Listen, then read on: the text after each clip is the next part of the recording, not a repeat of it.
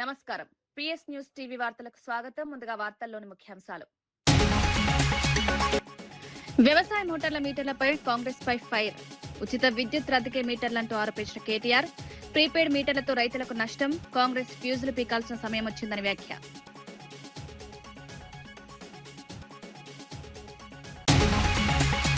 పరిటాల రవి హత్య కేసుపై జగన్ ప్రశ్నించిన బీటెక్ రవి. మద్దెల చెరువు సూరితో సంబంధాలపై నిలదీత. రాజకీయ హత్యల వెనుక నిజాలు బయటకు రావాలని డిమాండ్. పరిటాల కేసులో వాస్తవాల వెలుగులోకి తేవాలని వ్యాఖ్య.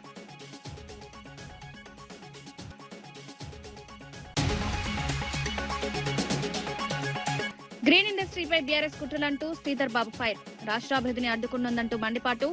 పర్యావరణ హిత పరిశ్రమల లక్ష్యం. అభివృద్ధిని అడ్డుకునే రాజకీయ వ్యాఖ్యలు మానుకోవాలని వ్యాఖ్య.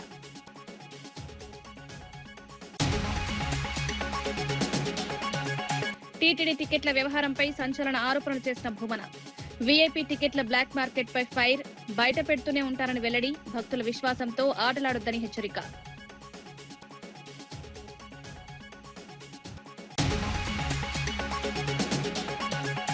బండి సంజయ్ పై తీవ్ర వ్యాఖ్యలు చేసిన దేశపతి శ్రీనివాస్. ఇతరులను విమర్శే ముందు ఆలోచించాలని దేశపతి. అసత్య ప్రచారాలు ఎక్కువ కాలం నిలవని వ్యాఖ్య. బండి వ్యవహారంపై రాజకీయాల్లో చర్చ.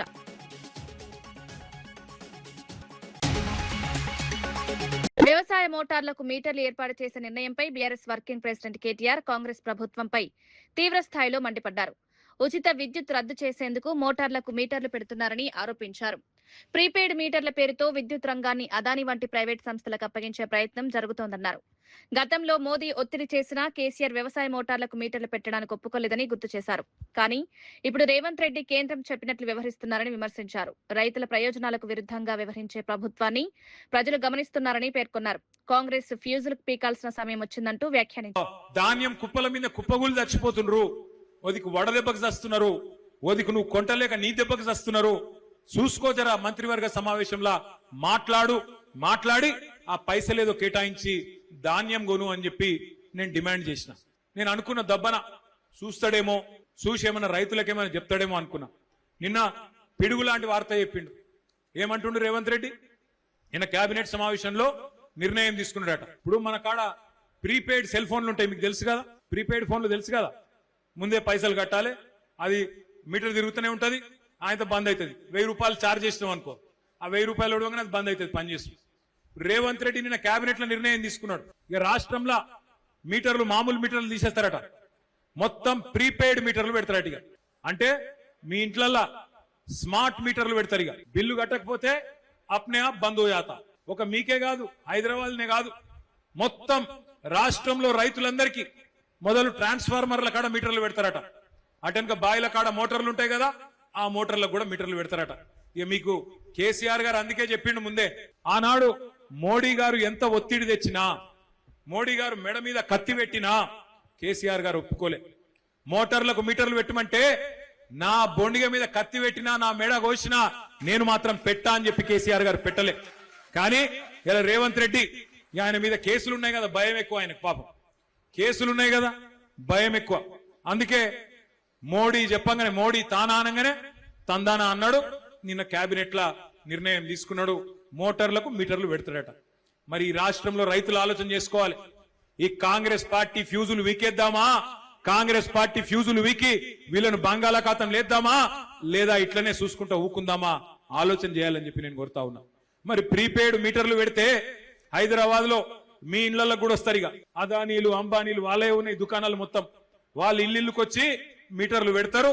మళ్ళా ఓ దిక్కు ఫ్రీ కరెంట్ అంటారు, ఇంకో దిక్కు ఉచిత కరెంట్ ఉత్త కరెంట్ అవుతుంది.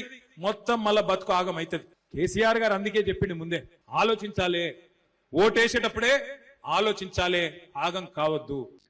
స్మార్ట్ మీటర్ల అంశంపై మాజీ మంత్రి జగదీష్ రెడ్డి కాంగ్రెస్ ప్రభుత్వంపై తీవ్ర విమర్శలు చేశారు. ఆర్డీఎస్ఎస్ పథకం కింద బీజేపీ పాలిత రాష్ట్రాల్లో ఇళ్లకు, వ్యవసాయ మోటార్లకు అమర్చిన స్మార్ట్ మీటర్లను ప్రజలే పీకేసి తగలబెడుతున్నారన్నారు. అలాంటి పరిస్థితులు ఉన్నప్పటికీ తెలంగాణలో అదే విధానాన్ని అమలు చేసేందుకు కాంగ్రెస్ ప్రభుత్వం కేబినెట్ ఆమోదం తెలపడం ఆశ్చర్యకరమన్నారు. రైతులు, సామాన్య ప్రజలపై అదనపు భారం మోపే చర్యలను బీఆర్ఎస్ తీవ్రంగా వ్యతిరేకిస్తుందని స్పష్టం చేశారు. విద్యుత్ రంగంలో ప్రజా ప్రయోజనాలే ముఖ్యమని పేర్కొంటూ ప్రభుత్వం నిర్ణయాన్ని వెనక్కి తీసుకోవాలని డిమాండ్ చేశారు. మీటర్లను తీసుకొచ్చి రోడ్డు మీద పడేసి తగలబెట్టిండ్రు. మీకు దానికి సంబంధించిన వీడియోలు కూడా చూపిస్తా, ఒక్కసారి అది చూడాలి. ప్రజలు తీసుకొచ్చి స్వచ్ఛందంగా రోడ్ల మీద పడేసి నిరసనలు చెప్తా ఉన్నారు, వాళ్ళ ఇళ్ళలో ఉన్న మీటర్లు బిక్కొచ్చి. ఈ మీటర్లను పట్టుకొచ్చి ఇప్పుడు రేవంత్ రెడ్డి మన నెత్తిన పెడతారు, తెలంగాణ విద్యుత్ వినియోగదారులు నెత్తిన పెడతా అంటాడు. ఎక్కడో పెడతారు అనుకునేరు, మీ ఇళ్ళకు కూడా వస్తాయి, మీ ఇళ్ళకు కెమెరామెన్ల ఇళ్ళకి వస్తాయి, మీ రిపోర్టర్ల ఇళ్ళకి వస్తాయి, అందరి ఇళ్ళకి వస్తాయి, ప్రతి ఇంటికి. టీడీపీ నేత బీటెక్ రవి వైఎస్ జగన్ పై తీవ్ర ఆరోపణలు చేశారు. మద్దల చెరువు సూరితో జగన్ కు సంబంధాలు లేవా అని ప్రశ్నించారు. ఇల్లు ఉండి పరిటాల రవి హత్యకు ప్రణాళిక రచించారా అని నిలదీశారు. ముందుగా బళ్ళారిలో ఆర్కేను హత్య చేశారని, అనంతపురంలో ప్రభాకర్ రెడ్డిని చంపారని ఆరోపించారు. అనంతరం పరిటాల రవిని హత్య చేశారని పేర్కొన్నారు. గత ఘటనలపై వాస్తవాలు వెలుగులోకి రావాల్సిన అవసరం ఉందన్నారు. ప్రజలు నిజాలు తెలుసుకోవాలని, రాజకీయ హత్యల వెనుక ఉన్న అసలు కారణాలను బయటపడాలని డిమాండ్ చేశారు. మూడోసారి పరిటాల అంటే మీకు ఇంటెలిజెన్స్ వ్యవస్థ లేదా? ఆ మర్డరు, ఈ మర్డరు, తర్వాత ఇదేది మీకు తెలియదా? దగ్గరుండి మీరే చేపించి నువ్వు పార్టీలోకి వస్తావా, ఆయన నిజాయితీ పరుడే, నేను తెలుగుదేశం పార్టీ విడిచిపెట్టి రానన్నాడు పరిటాల రవి గారు. రాకుంటే మర్డర్ చేస్తాం. ఆ రకంగా మీరు లేకపోతే జైల్లో ఉండేదంట, ఆయన జైల్లోంచి నడిపేది, జైల్లోంచి ప్లాన్ చేసి మర్డర్. బయట మొత్తం సహకారం అంతా జగన్మోహన్ రెడ్డిది. పరిటాల రవి దాంట్లో జగన్మోహన్ రెడ్డి లేకుంటే పరిటాల రవి హత్య జరిగే సమస్య లేదు. అంతగా నువ్వు సపోర్ట్ చేసి ఆ రకంగా చేసినావు. ఈ పిల్లలను చూసి ఇట్లా చేసి అంటే నాకేంది. టీటీడీ మాజీ చైర్మన్ భూమన కరుణాకర్ రెడ్డి తిరుమల వ్యవహారాలపై సంచలన ఆరోపణలు చేశారు. అట్లూరి నారాయణ అనే వ్యక్తి టీటీడీ వీఐపీ టికెట్లను బ్లాక్ మార్కెట్ లో విక్రయిస్తున్నారని ఆరోపించారు. కొంతమంది వ్యక్తులు బీఆర్ నాయుడు అనుచరులుగా వ్యవహరిస్తూ అనైతిక కార్యక్రమాలకు పాల్పడుతున్నారని మండిపడ్డారు. ఇలాంటి ఆరోపణలు వచ్చినా పదవులు వదలకుండా కొనసాగడం దురదృష్టకరమన్నారు. తిరుమల కొండపై జరుగుతున్న అవినీతిని బయటపెడుతూనే ఉంటారని స్పష్టం చేశారు. తనపై, తన ఇంటిపై దాడులు చేస్తామని బెదిరించినా భయపడబోనని వ్యాఖ్యానించారు. భక్తుల విశ్వాసాలతో ఎవరూ ఆడుకోవద్దని హెచ్చరించారు. టీటీడీ వ్యవహారాల్లో పారదర్శకత తీసుకురావాల్సిన అవసరం ఉందన్నారు. పరిషత్ అధ్యక్షుడైనంత మాత్రాన సాధువైపోవు, సన్నాసి వెధవ అవుతావు. నీలాంటి వాళ్ళు కూడా వెంకటేశ్వర స్వామి మహిమను గురించి, ఆలయ క్షేత్రాన్ని గురించి మాట్లాడుతూ ఉంటే మేమందరము కూడా జడిసి, వీళ్ళ పెద్ద నినాదం ఏందిరా అంటే కరుణాకర్ రెడ్డి మాజీ టీటీడీ చైర్మన్ అనే ట్యాగ్ లైన్ వాడకూడదు అని అంట. అదొక బ్యానర్ కట్టుకొని ఉన్నారు. నీ ఎవరు నీ పాసుగులారే? నేను ఎప్పుడైనా చెప్పినానేమే ఎవరితో మీతో? నేను కరుణాకర్ రెడ్డి మాజీ టీటీడీ చైర్మన్ అని మీరు రాసుకుంటున్నారు, మీరు మలుపుకుంటా ఉన్నారు. నేను కరుణాకర్ రెడ్డిగానే ఐడెంటిటీ ఉన్నటువంటి వాడిని, ఇంకొక ట్యాగ్ లైన్తో ఐడెంటిటీ ఉన్నటువంటి వాడిని కాదు. బీఆర్ నాయుడు చేసేటువంటి అవినీతి, అక్రమ, అనైతిక కార్యక్రమాలను ఎండగడుతున్నానని బీఆర్ నాయుడు నా డ్రైవర్లను ఉసిగొల్పి నన్ను కూడా బీఆర్ నాయుడు లాంటి అప్రాచ్యపు పనులు చేసేటువంటి వ్యక్తిగా చిత్రీకరించేటువంటి ప్రయత్నం కూడా చేసి విఫలమైనాడు. సరే, ఈ మధ్యన ఆ రౌడీలను కూడా ఉసిగొల్పే కార్యక్రమము చేస్తున్నాడు. ఇప్పుడు కొత్తగా ఈ సన్నాసుల్ని నా మీదికి ఉసిగొల్పే ప్రయత్నం కూడా చేస్తున్నాడు. ఇవన్నీ చేసే కొద్దీ బీఆర్ నాయుడు యొక్క అరాచకాల మీద మరింత పెద్ద ఎత్తున ఉధృతంగా నా ఉద్యమం కొనసాగుతూనే ఉంటుంది. కొనసాగటం కాదు, మరింత పెద్ద ఎత్తున ఉంటుంది. బీఆర్ నాయుడు, నీవు శ్రీవాణి టిక్కెట్లు అమ్ముతున్నావు, నువ్వు వీఐపీ బ్రేక్ దర్శన టిక్కెట్లను అమ్ముతున్నావు. మాజీ ఎమ్మెల్యే తోపుదుర్తి ప్రకాష్ రెడ్డి గన్మెన్ల తొలగింపు అంశంపై స్పందించారు. ప్రశ్నించే గొంతు లేకపోతే అరాచకాలు మరింత పెరుగుతాయని హెచ్చరించారు. ప్రజాస్వామ్యంలో ప్రతిపక్షాల గొంతును అణచివేయడం ప్రమాదకరమని వ్యాఖ్యానించారు. తన ప్రాణాలకు ముప్పుందని నివేదికల ఆధారంగా గతంలో 10 ఏళ్ల పాటు గన్మెన్లు ఇచ్చిన ఎస్పీ కార్యాలయం ఇప్పుడు కనీస నోటీసు కూడా ఇవ్వకుండా భద్రత తొలగించిందన్నారు. ఇది సరైన పద్ధతి కాదని ఆవేదన వ్యక్తం చేశారు. ప్రజల కోసం ప్రశ్నించడం తాను ఆపబోనని స్పష్టం చేశారు. గన్మెన్లు లేకున్నా ప్రజలే తనకు రక్షణగా ఉంటారని ధీమా వ్యక్తం చేశారు. 3 సంవత్సరాల పాటు జగన్మోహన్ రెడ్డి గారు 5 సంవత్సరాల పాటు గన్మెన్లు ఇచ్చారు. ఇప్పుడు మీ ప్రభుత్వంలో 2 సంవత్సరాలు, 10 సంవత్సరాల పాటు నా ప్రాణానికి ముప్పు ఉంది, భద్రత అవసరం అనేసి నివేదికలు ఇచ్చినటువంటి అదే ప్రభుత్వ కార్యాలయాలు, ఎస్పీ కార్యాలయమే ఈరోజు నాకు కనీసం నోటీస్ పంపకుండా,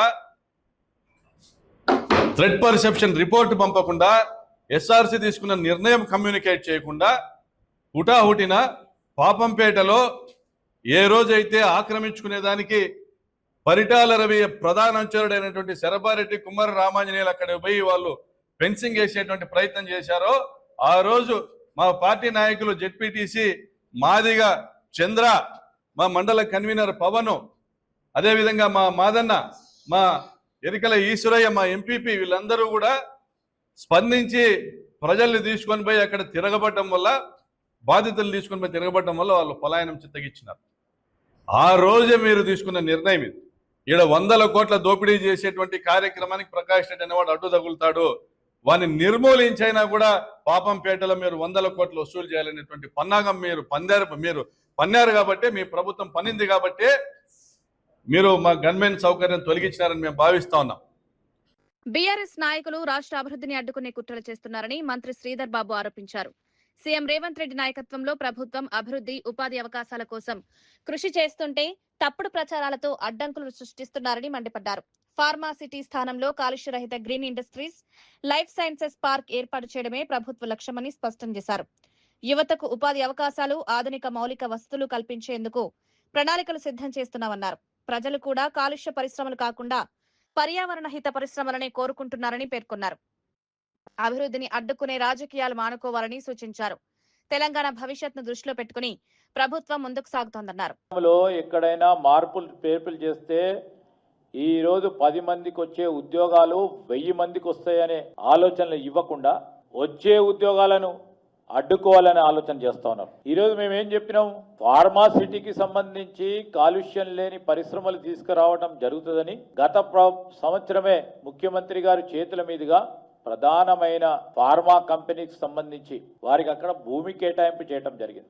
గౌరవ హైకోర్టుకు కూడా ఇదే విధమైన విషయాన్ని ప్రభుత్వ పరంగా అధికారులు కూడా తెలియజేయడం జరిగింది. ఈ ఫార్మా సిటీలో లైఫ్ సైన్సెస్ పార్క్ ని ఏర్పాటు చేస్తాం.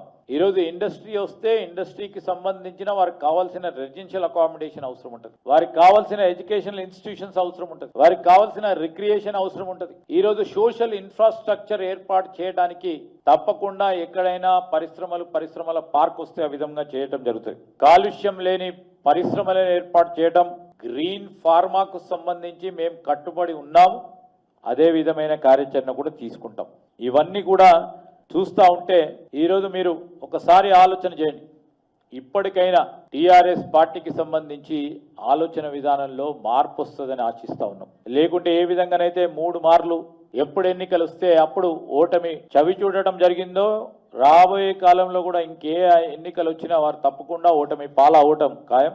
ఈ రోజు కూడా మేము చెప్తా ఉన్నాం, ప్రజలు కోరిందే మేము చేస్తా ఉన్నాం. ఫార్మా సిటీని ప్రజలు కోరలేదు, అది మర్చిపోతా ఉన్నారు. వారు కాలుష్య రహిత పరిశ్రమలు రావాలని కోరారు. అదేవిధంగా మనం ఒకసారి ఆలోచన చేస్తే, నేను రాష్ట్ర ప్రజలకు సంబంధించి అనేక సందర్భాల్లో ముఖ్యమంత్రి గారు కానీ, మా సహచరులు కానీ, మేము కానీ ఈరోజు ఒకసారి మేము చాలామంది మిత్రులు ఢిల్లీకి పోవటం జరుగుతూ ఉంటుంది. అక్కడ కాలుష్యానికి సంబంధించిన అంశాలు ఆ ప్రాంత ప్రజలు ఎదుర్కోలేక ఇబ్బంది పడుతూ స్కూళ్ళు, ఆఫీసెస్ చాలా రోజులుగా వారు సెలవు. వికారాబాద్ జిల్లా ఎస్పీ స్నేహ మెహర్ ఆదేశాల మేరకు గరీబ్ నగర్ కాలనీలో పోలీసులు భారీ కమ్యూనిటీ కాంట్రాక్ట్ కార్యక్రమం నిర్వహించారు. డీఎస్పీ అంజయ్య ఆధ్వర్యంలో 100 మంది కానిస్టేబుళ్లు, 15 మంది ఎస్ఐలు, 3 సిఐలు పాల్గొని ప్రత్యేక తనిఖీలు చేపట్టారు. రౌడీ షీటర్ల కదలికలపై ప్రత్యేక నిఘా ఏర్పాటు చేశారు. సరైన పత్రాలు లేని 70 బైకులు, 6 ఆటోలను పోలీసులు స్వాధీనం చేసుకున్నారు. కాలనీల్లో సీసీ కెమెరాలు ఏర్పాటు చేసుకోవాలని ప్రజలకు సూచించారు. ఇల్లు అద్దెకు ఇచ్చే ముందు పూర్తి వివరాలు, ఆధార్ కార్డులు సేకరించాలని కోరారు. ప్రజల బాధ్యతే తమ ప్రధాన లక్ష్యమని పోలీసులు తెలిపారు.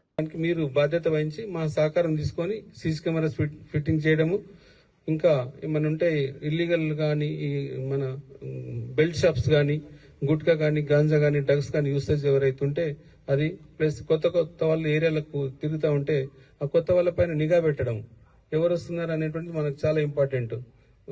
నైట్లో అలర్ట్గా ఉండడము, ఇల్లు లాకేస్తారు, పైన పండుకుంటారు, ఇల్లు ముందర లాకేసేసి దొంగలు ఇంట్లో ఎవరు లేరు అనే దానికి ఈజీగా అర్థమైపోతుంది.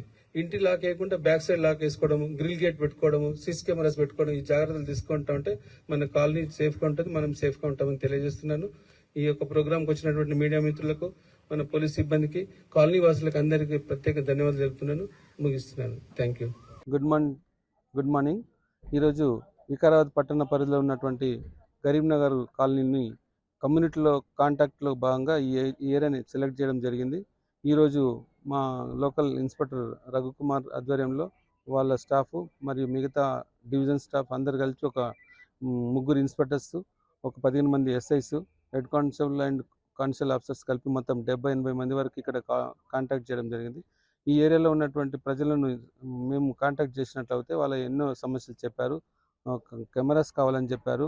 ఇళ్లలో ఎవరెవరో కిరాయికి ఉంటున్నారు, ఎవరో వాళ్ళ ఆచూకీ తెలియదు, వాళ్ళ యొక్క డీటెయిల్స్ కరెక్ట్ తీసుకొని కిరాయికి ఇవ్వాలి.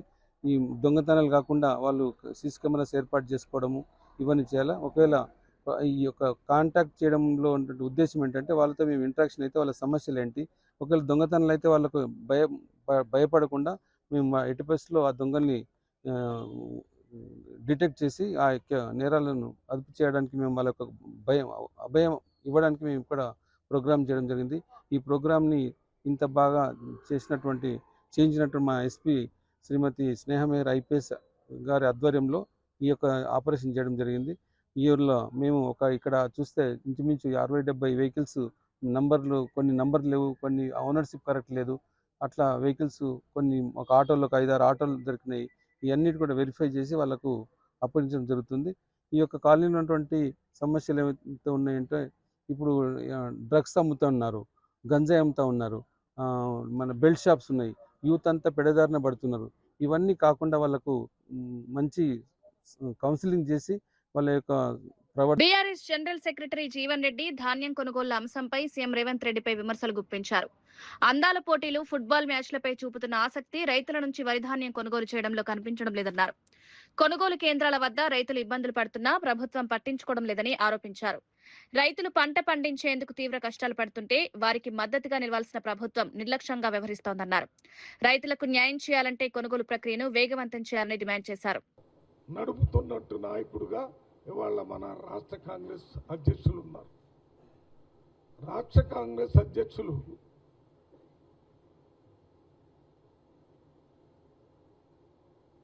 చిన్న సర్పంచ్ లాంటి కార్యకర్త దగ్గర నుంచి రాష్ట్రంలో వర్కింగ్ ప్రెసిడెంట్ల దగ్గర ఇంకా ఇంపార్టెంట్ పొలిటికల్ బ్యూరో మెంబర్స్ దగ్గర నుంచి ఎవరైనా ఆయన్ని కలవటానికి అవకాశం ఇచ్చేటటువంటి వ్యక్తి. ఎందుకంటే ఆయన ఎన్ఎస్సీఐలు చేశాడు, వర్కింగ్ ప్రెసిడెంట్ చేశాడు. కాబట్టి ప్రజలతో నిరంతరం సంపర్కం చేస్తూ ఆ నిరంతర సంపర్క సారాన్ని ముఖ్యమంత్రి దృష్టికి తీసుకుని వెళ్ళి ముఖ్యమంత్రి ప్రభుత్వంలో ఏ నిర్ణయాలు తీసుకోవాలనే విషయంలో కూడా అతి జాగ్రత్తగా వారికి సహకరిస్తూ, వారితో పాటు మన ఇన్ఛార్జి మీనాక్షి గారికి కూడా సహకరిస్తూ ఢిల్లీలో కేసీ వేణుగోపాల్ ఆర్గనైజేషన్ గారు కూడా సహకరిస్తున్నారు. మీకు తెలుసు, కేసీ వేణుగోపాల్ గారు చాలా సీనియర్ నాయకుడు, రాహుల్ గాంధీ గారికి అత్యంత సన్నిహితుడు. మేము పార్లమెంట్లో ఉంటున్నాం కాబట్టి మాకు తెలుసు. నేను పార్లమెంటు మెంబర్స్ కన్వీనర్గా ఉన్నాను. అందువల్ల నిరంతరం కేసీ వేణుగోపాల్ గారితో సంపర్కంలో ఉంటాము. ఆ కేసీ వేణుగోపాల్ గారే బహిరంగంగా మహేష్ కుమార్ గారు కాంగ్రెస్ పార్టీని తెలంగాణ రాష్ట్రంలో బాగా నడుపుతున్నారని బహిరంగంగా సర్టిఫికెట్ ఇచ్చినటువంటి సందర్భం. ఓకే, ఎక్కడైనా ఏదైనా చిన్న చిన్న సమస్యలు వస్తే మరి పత్రికా స్వతంత్రం ఉంది, మీడియాకు స్వతంత్రం ఉంది, వారు మాట్లాడవచ్చు. కానీ మేము దాంట్లో నుంచి ఇప్పుడు మా పిసిసి అధ్యక్షుడు మహేష్ కుమార్ గారి దగ్గర మాట్లాడాల్సినటువంటి పరిస్థితి లేదని చెప్పడానికే నేను. ఎమ్మెల్యే దేశపతి శ్రీనివాస్ బీజేపీ నేత బండి సంజయ్ పై తీవ్ర స్థాయిలో విమర్శలు చేశారు. గతంలో కేసీఆర్, కేటీఆర్లపై ఆధారం లేకుండా అడ్డగోలు ఆరోపణలు చేసిన బండి సంజయ్ ఇప్పుడు తన కుమారుడి వ్యవహారంతో న్యాయస్థానాల వెనుక దాక్కుంటున్నారని ఆరోపించారు. తన పేరు వాడొద్దని గ్యాగ్ ఆర్డర్లు తెచ్చుకునే పరిస్థితికి చేరుకున్నారని వ్యాఖ్యానించారు. రాజకీయాల్లో వ్యక్తిగత విమర్శలు, అసత్య ప్రచారాలు ఎక్కువ కాలం నిలవవని పేర్కొన్నారు. ప్రజలు వాస్తవాలు గమనిస్తున్నారన్నారు. బండి సంజయ్ చివరిగా ఈ విషయం చెప్పి నేను ముగిస్తా. బిలో ద బెల్ట్ దాడి చేయడం అంటాడు. కుసంస్కార పూరితమైన దాడి బండి సంజయ్ నిరంతరం చేసింది. కేసీఆర్ ను పట్టుకొని ఫామ్ హౌస్. కేసీఆర్ కు ఇల్లదే ఫామ్ హౌస్ అదే. ఆయన ఎర్రవెల్లిలో తన నియోజకవర్గంలో తన వ్యవసాయ క్షేత్రంలో ఉంటున్నాడు. నందినగర్ ఇల్లు చిన్నగా ఉన్నదని అక్కడ ఉంటున్నాడు ఆయన. అక్కడ ఉంటే ఫామ్ హౌస్ అని దాన్ని ఒక వెక్కిరింతగా, హేళనగా, అదేదో తప్పు కింద చిత్రించే ప్రయత్నం చేసాడు బండి సంజయ్. ఇవాళ ఏమైంది? నీ ఫామ్ హౌస్ లో జరిగిన నాటకం బయటపడ్డది. నీకు అదే ఫామ్ హౌస్ పామై మెడ చుట్టుకున్నది. నువ్వు ఇంకెవరినో ఫామ్ హౌస్ పేరిట బదనాం చేద్దాం అనుకుంటే నీ ఫామ్ హౌస్ నాటకం బయటపడ్డది. కేటీఆర్ ఎన్నాడు ఒక్కపొడి దినంగా కూడా నేను చూడలేదు. కేటీఆర్ ఎన్నాడు సిగరెట్ తాగింది లేదు. మందు ముట్టే మనిషి కాదు. విద్యావంతుడు, రేషనలిస్ట్, ప్రజల పట్ల పరితాపం ఉన్నటువంటి వాడు. ఆయనను పట్టుకొని డ్రగ్స్ అని ఒక దుర్మార్గమైన ప్రచారం, ఓ బట్టగాల్చి మీదేసే ప్రచారం. ఇవాళ అసలు డ్రగ్స్ ఎవరైనా బయటపడ్డది? డ్రగ్స్ ఎక్కడ బయటపడ్డాయి? ఇవాళ ఎవరి కేసులో డ్రగ్స్ ఇన్వాల్వ్ అయి ఉన్నాయి? చివరికి పుట్టుకల గురించి మాట్లాడినాడు. అంతకంటే అసహ్యమైన చర్చ ఇంకోటి ఉండదు. హైందవ సంస్కృతికి ప్రతినిధులు అని చెప్పుకునే వాళ్ళు స్త్రీలను అవమానిస్తూ, మహిళల ఆత్మగౌరవాన్ని దెబ్బకొడుతూ పుట్టుకల గురించి మాట్లాడాడు. కానీ చివరికి ఏమైంది? తండ్రిగా నా పేరు చెప్పొద్దు అని ఆర్డర్ తెచ్చుకున్నాడు. పుట్టుకల గురించి మాట్లాడిన నువ్వు ఆ ఆర్డర్ తెచ్చుకోవాల్సిన గతి పట్టింది.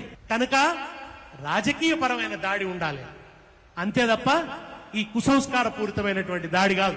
ప్రపంచంలో అతిపెద్ద జ్యువెలరీ సంస్థల్లో ఒకటైన మలబార్ గోల్డ్ అండ్ డైమండ్స్ తమ చందానగర్ షోరూమ్ లో మైండ్ డైమండ్స్ షోను ఘనంగా ప్రారంభించింది. వేగంగా అభివృద్ధి చెందుతున్న విశ్వసనీయ జ్యువెలరీ బ్రాండ్ గా మలబార్ మరో ప్రత్యేకత ప్రదర్శనతో వినియోగదారులను ఆకట్టుకుంటోంది. ప్రముఖ గాయని జాహ్నవి ముఖ్య అతిథిగా పాల్గొని కార్యక్రమాన్ని ప్రారంభించారు. వినియోగదారులు, శ్రేయోభిలాషులు, సంస్థ ప్రతినిధుల సమక్షంలో ఈ కార్యక్రమం జరిగింది. ఈ ప్రదర్శనలో రోజువారీ వినియోగ నగలు, వివాహ ఆభరణాలు, లైట్ వెయిట్ నగలు, పురుషుల ఆభరణాల ప్రత్యేక సమాహారం అందుబాటులో ఉంచారు. మే 24 నుంచి మే 31 వరకు ఈ డైమండ్ షోస్ కొనసాగనుంది. ఖచ్చితమైన తయారీ ధరలు, జీవితకాల ఉచిత నిర్వహణ, బైబ్యాక్ గ్యారంటీ, నాణ్యత హామీ వంటి పలు ప్రత్యేక సేవలను వినియోగదారులకు అందిస్తున్నట్లు నిర్వాహకులు తెలిపారు.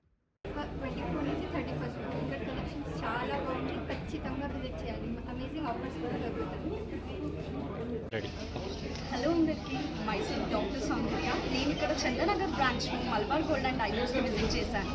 ఇక్కడ కలెక్షన్ మాత్రం చాలా బాగుంది. చూసారు కదా ఎంత బ్యూటిఫుల్గా ఉందో. రండి మీరు కూడా గ్రాబ్ చేసుకోండి one of the beautiful diamonds. Thank you. So నేను ఇప్పుడు మలబార్ గోల్డ్ అండ్ డైమండ్స్ చందానగర్లో వచ్చిన. సో ఇక్కడ ఎక్స్క్లూజివ్లీ 24th నుంచి 31st దాకా డైమండ్ షో నడుస్తుంది. సో నాకైతే ఇక్కడిది కలెక్షన్స్ చాలా నచ్చింది. ఐ హోప్ మీకు కూడా నచ్చుతుంది. సో తొందరగా విజిట్ చేయండి. మేడం, మీరు పాడిన పాట ఒక పాట 2 లైన్లు పాడరా? మీరు కూడా పాడతారా? తప్పకుండా. Why not? అమ్మ పాడే జోల పాట అమృతాని కన్న తీయడంట, అమ్మ పాడే లాలి పాట. నమస్కారం, నా పేరు వైభవి. నేను పటాన్చర్ నుంచి వచ్చాను. నేను మలబార్ నుంచి 2 years నుంచి వస్తున్నాను. ఇక్కడ చాలా ఎక్స్క్లూజివ్ చాలా ఉన్నాయి. చాలా డిఫరెంట్ మోడల్స్ ఉన్నాయి, ప్యాటర్న్స్ ఉన్నాయి. నాకు చాలా నచ్చింది. అసలు మీరు కూడా విజిట్ చేయాలని కోరుకుంటున్నాను. From 24th to 31st you have many offers and many designs are available here. Please visit to Malabar Chandanagar. BRS general secretary Jeevan Reddy ధాన్యం కొనుగోళ్ల అంశంపై సీఎం రేవంత్ రెడ్డిపై విమర్శలు గుప్పించారు. అందాల పోటీలు, ఫుట్బాల్ మ్యాచ్లపై చూపుతున్న ఆసక్తి రైతుల నుంచి వరి ధాన్యం కొనుగోలు చేయడంలో కనిపించడం లేదన్నారు. కొనుగోలు కేంద్రాల వద్ద రైతులు ఇబ్బందులు పడుతున్నా ప్రభుత్వం పట్టించుకోవడం లేదని ఆరోపించారు. రైతులు పంట పండించేందుకు తీవ్ర కష్టాలు పడుతుంటే వారికి మద్దతుగా నిలవాల్సిన ప్రభుత్వం నిర్లక్ష్యంగా వ్యవహరిస్తోందన్నారు. రైతులకు న్యాయం చేయాలంటే కొనుగోలు ప్రక్రియను వేగవంతం చేయాలని డిమాండ్ చేశారు. జిల్లా ఇన్ఛార్జ్ ఆయన ఇంతవరకు ఏదైతే కరీంనగర్ జిల్లాలో అడుగుపెట్టింది లేదు. తుమ్మల నాగేశ్వరరావు ఏ కరీంనగర్ జిల్లాకి ఇన్ఛార్జ్ మంత్రిగా వ్యవహరిస్తుండో ఆయన కరీంనగర్ జిల్లాలో అడుగుపెట్టింది లేదు. పౌర సరఫరా శాఖ మాత్రం ఏదైతుందో మొన్న ఒకసారి ఆ నల్లగొండకో సూర్యాపేటకు ఫ్లయింగ్ విజిట్ చేసినట్టు చూస్తున్నాయి. Flying visit. ఏ జిల్లా ఇన్ఛార్జ్ మంత్రి కూడా ఎక్కడ పర్యటన లేదు. వీళ్ళ ముఖ్యమంత్రి గారు ఏదైతుందో వీళ్ళ అందాల పోటీల నిర్వహణ ఫుట్బాల్ మ్యాచ్ నిర్వహణ ఆయన ఏదైతుందో అందాల పోటీల నిర్వహణకు రాష్ట్ర ప్రభుత్వాన్ని ఏ విధంగా సమాయుక్తం చేసిండో, ఫుట్బాల్ మ్యాచ్ నిర్వహణకు ఏ విధంగా రాష్ట్ర ప్రభుత్వం సమాయుక్తం చేసిండో, వీళ్ళ వరి ధాన్యం కొనుగోలు సేకరణ పట్ల ఏదైతుందో మరి ఆ ఆలోచన లేకపోవడు అసలు ప్రభుత్వం దృష్టిలోపల రైతాంగం అనేవారు ఉన్నారా అని చెప్పని అనుమానం కలుగుతుందని చెప్పంటున్నా. వార్తలు ముగించే ముందు ముఖ్యాంశాలు మరోసారి. వ్యవసాయ మోటార్ల మీటర్లపై కాంగ్రెస్ పై ఫైర్. ఉచిత విద్యుత్ రద్దీకే మీటర్లంటూ ఆరోపించిన కేటీఆర్. ప్రీపెయిడ్ మీటర్లతో రైతులకు నష్టం, కాంగ్రెస్ ఫ్యూజులు పీకాల్సిన సమయం వచ్చిందని వ్యాఖ్య.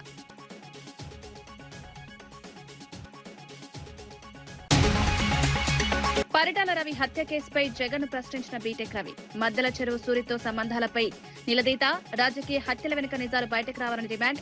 పరిటాల కేసులో వాస్తవాలు వెలుగులోకి తేవాలని వ్యాఖ్య.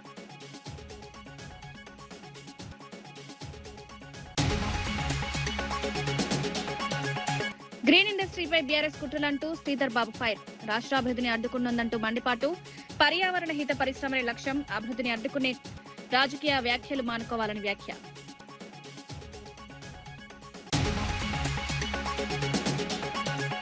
టీటీడీ టికెట్ల వ్యవహారంపై సంచలన ఆరోపణలు చేసిన భూమన. వీఐపీ టికెట్ల బ్లాక్ మార్కెట్ పై ఫైర్. బయట పెడుతూనే ఉంటారని వెల్లడి. భక్తుల విశ్వాసంతో ఆటలాడొద్దని హెచ్చరిక.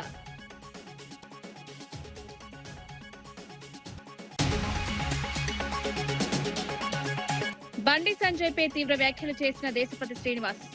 ఇతరులను విమర్శే ముందు ఆలోచించాలని దేశపతి. అసత్య ప్రచారాలు ఎక్కువ కాలం నిలవని వ్యాఖ్య. బండి వ్యవహారంపై రాజకీయాల్లో చర్చ.